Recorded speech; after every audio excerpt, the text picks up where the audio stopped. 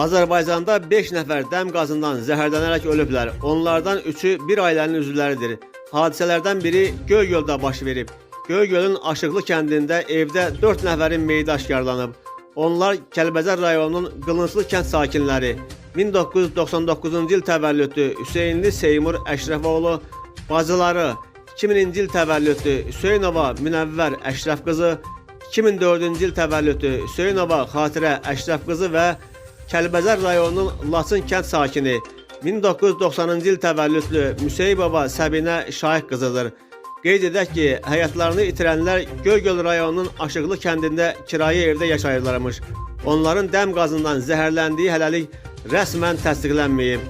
Hadisə yerinə polis əməkdaşları və digər hüquq mühafizə orqanlarının əməkdaşları cəlb olunub.